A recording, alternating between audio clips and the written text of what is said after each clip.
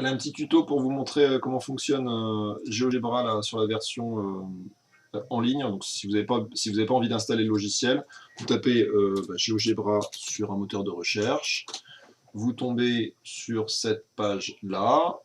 Vous cliquez sur le premier lien, geogebra.org. Vous arrivez ici, démarrer, graphique. Comme ça, vous n'avez rien besoin d'installer, c'est très bien. Alors, normalement, il faut fermer soi-même la... Normalement, il y a une petite calculatrice qui est... Bon, là, je ne la vois plus. Ici, alors, quand vous arrivez sur cette version-là, il n'y a effectivement pas beaucoup d'objets, enfin, pas beaucoup de possibilités. Vous n'avez pas, par exemple, symétrie. Donc, il faut aller sur cette petite option ici, pour faire apparaître, enfin, et cliquer sur géométrie. Là, vous allez avoir beaucoup plus d'options possibles en cliquant sur plus ici. Là, vous pourrez quasiment tout faire. Donc, je vous montre rapidement tous les objets qu'on peut construire rapidement. Donc, je peux construire des points, je peux construire des segments, je peux construire un polygone, etc. etc. Si je veux construire, alors je ne vais pas refaire l'exercice, je le corrigerai mercredi avec vous, mais on peut tracer une droite, par exemple, comme ceci. Non, là j'ai cliqué un peu trop vite. Alors si vous faites ça, ça revient en arrière d'ailleurs. Ici, je trace une droite. Et puis si je veux faire, par exemple, le symétrique d'un objet, je vais chercher ici, symétrie axiale de cet objet par rapport à cette droite, et puis on a créé le symétrique. Si on veut déplacer des objets qu'on a déjà créés, il faut cliquer ici sur cette petite icône souris, et là on peut déplacer tous les points qui sont en bleu. Tous les points qui sont en bleu sont des points qui sont a priori qu'on a la possibilité de bouger. D'accord? Ici on bouge cette figure. On peut afficher des longueurs. Ici en cliquant sur cette longueur, puis celle-là, on s'aperçoit que nos deux segments ont la même longueur, ce qui est normal puisqu'on sait que deux segments, lorsqu'ils sont symétriques, ils ont la même longueur. Qu'est-ce qu'on peut faire également?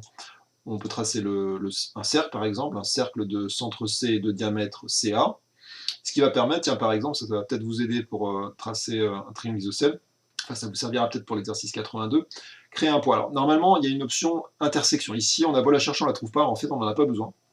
Quand on clique sur point, et si on met bien sa souris ici à l'intersection du cercle et du segment CB, en fait, le point va vraiment être mis sur l'intersection.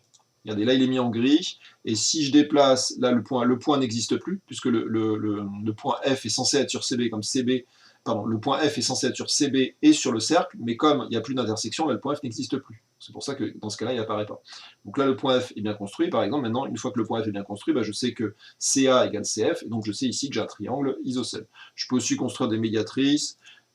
J'ai mal fermé mon triangle, parce qu'il faut toujours recliquer sur le point de départ pour terminer la construction. Voilà, je reviens ici. Je peux tracer la médiatrice, je disais, que je ne trouve plus médiatrice ici, par exemple médiatrice de AF. Et on s'aperçoit d'ailleurs que la médiatrice de F passe par le point C. C'est normal, puisque la médiatrice d'un triangle isocèle est un axe de symétrie de ce triangle isocèle.